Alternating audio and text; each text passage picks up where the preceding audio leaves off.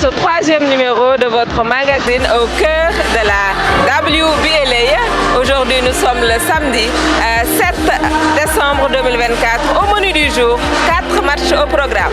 Le premier match va opposer Makomeno de la RDC qui va se frotter à l'équipe invitée surprise qui est la Jeanne d'Arc de Dakar.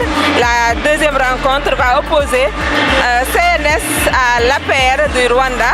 Et puis la troisième rencontre va mettre aux prises CFM au REC du Rwanda, la deuxième équipe rwandaise alors de cette compétition.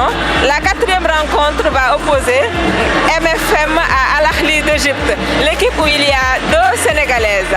Voici le programme du jour.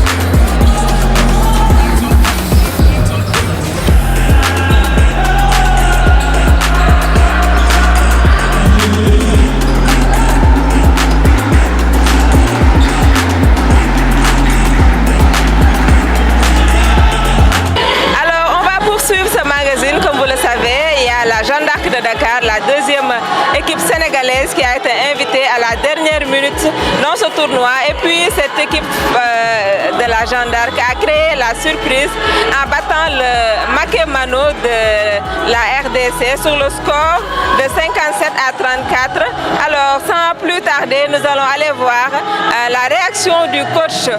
Oui, tout d'abord, en fait, nous rendons grâce au bon Dieu qui nous a vraiment permis d'être dans ce tournoi. Vous l'avez dit, hein, effectivement, on ne s'attendait vraiment pas non seulement à participer et jusqu'à gagner un match. Honnêtement, c'est une grande surprise pour nous. J'avoue qu'on ne s'attendait pas à cela. Mais bon, c'est le destin et le bon Dieu en a décidé ainsi. Et aujourd'hui, on a joué un match et on a gagné. Effectivement, parce que c'est un tournoi que nous avons préparé en 48 heures. Donc j'avoue qu'il n'y avait aucun plan de préparation.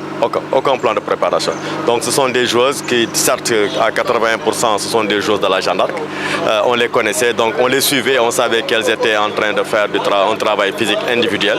Mais vraiment, ce n'était pas une préparation conséquente. Maintenant, lorsque cette invitation-là est arrivée, nous avons essayé de faire appel à elle et nous avons essayé de mettre en place un petit groupe pour répondre présent et participer à ce tournoi-là. Alors c'est organisationnel, nous sommes dans un club et dans un club il y a toujours une direction, il y a des orientations. Le président et la direction ont pris l'engagement d'accepter de participer à ce tournoi-là. Nous, on est ensemble dans le même groupe. Donc l'idéal c'est quoi? C'est de suivre et accompagner. C'est ce que nous avons essayé de faire pour être en phase avec la direction du club afin de pouvoir permettre au club de pouvoir participer honorablement en fait, à ce tournoi-là, bien que les délais étaient très courts. Beaucoup de satisfaction parce que j'avoue que nous avons eu une seule séance tactique et je leur ai vu faire vraiment de bonnes choses. Je ne m'attendais vraiment pas à cette réaction-là, mais quand même, j'avoue qu'après on verra des déchets parce que c'est normal, il n'y a pas eu de préparation, mais j'avoue qu'elles ont donné le meilleur d'elles-mêmes et j'étais vraiment très fier parce que j'ai vu qu'elles avaient mis beaucoup de détermination malgré le manque de préparation, malgré même les conditions du tournoi et l'envie et surtout l'inexpérience de toutes ces filles-là qui n'ont jamais participé à un tournoi international.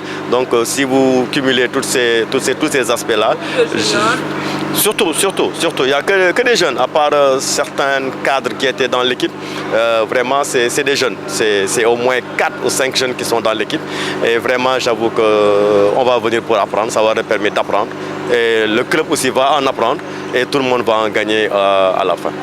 Et l'objectif? L'objectif, je pense que c'était d'abord de participer, d'avoir cette possibilité de participer. Le deuxième objectif, c'était de mettre au moins un groupe qui pourra être capable de répondre sur le terrain. Là, présentement, nous allons continuer à jouer et permettre à nos jeunes là d'apprendre, continuer à apprendre. Et comme l'appétit vient en mangeant, tout ce qu'on peut avoir en cours de chemin, ben on prendra, mais avec la sérénité, en se disant que nous ne sommes pas là pour gagner ce tournoi-là. Aucune pression. Justement, voilà, c'est pour ça que j'ai dit on est vraiment à l'aise et on va jouer calmement, sereinement et continuer à apprendre à travers ce tournoi-là afin que peut-être après ce tournoi-là qu'on puisse continuer et préparer la saison. Merci beaucoup à la régie pour cet élément sur le coach de la Jeanne d'Arc de Dakar, le coach Gobi, qui a pris de court cette compétition, mais qui a créé la surprise ce matin en battant le Makemano de la RDC. Alors, on va poursuivre ce magazine avec le match d'hier, un retour sur le match de l'ASC Ville de Dakar en statistique. Une victoire à l'arraché devant les forces armées et de police du Cameroun, mais que ce fut laborieux par moments. Seulement 6 points marqués lors du carton 1, chiffre qui témoigne à suffisance du début de match catastrophique des filles de Moustapha Gaye. Elles ont été menées pendant 31 minutes sur les 40 et ont fait égalité à 3 reprises. Mais finalement, les 4 minutes et 19 secondes où elles ont été devant au scoring ont été largement suffisantes pour décrocher une victoire précieuse. On failli faire perdre les municipales, même si les Camerounaises ont été pires dans ce domaine, avec 32 balles perdues. Également, avec seulement 2 joueuses à plus de 10 points, en l'occurrence les Maliennes Elisa et Founé, l'ASC Ville de Dakar est loin d'avoir livré le match parfait. Le banc n'a apporté que 12 points. Dans la raquette, les Sénégalaises ont été quasi inexistante, dominée au rebond, seulement 35 balles captées contre 56 pour leur adversaire du jour. Heureusement qu'elles se sont rattrapées sur les points marqués en contre-attaque, 18, et sur les points marqués sur les pertes de balles, 31. Le jeu extérieur a été également à la traîne, juste 3 paniers à 3 points marqués, soit un pourcentage d'un peu plus de 15% pour sa deuxième sortie qui va l'opposer au Mountain of Fire Miracles du Nigeria dimanche. Moustapha Gaye sait déjà les secteurs à rectifier. Merci beaucoup à la régie pour cet élément sur les stats clés du match entre l'ASC Ville de Dakar et l'équipe camerounaise du FAP. Maintenant, je m'en vais vous donner les résultats de la journée. Alors, il y a l'APR du Rwanda qui s'est imposé devant CNS 73-68. Lors du troisième match, il y a eu la victoire 78-74 du CFM sur le REC du Rwanda. Victoire sur le fil alors. Le dernier match est en train de se dérouler. Comme vous le voyez, Al-Ahli d'Égypte est en train de prendre le large devant l'équipe nigériane du MFM. Voilà les résultats du jour. Maintenant, je m'en vais vous donner le programme de demain, dimanche 9 décembre 2024. Alors, en première heure, c'est-à-dire à midi, Al-Ahli sera opposé au FAP.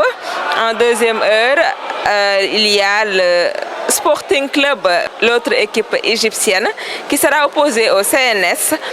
Le troisième match opposera APR du Rwanda au FBA. Et puis en dernière heure, il y a l'équipe de l'ASC Ville de Dakar, l'équipe sénégalaise alors, qui sera opposée au MFM qui est en train d'être mitraillé derrière par l'équipe égyptienne d'Al-Ahli. C'était tout pour ce numéro 3 au cœur de la WBLA.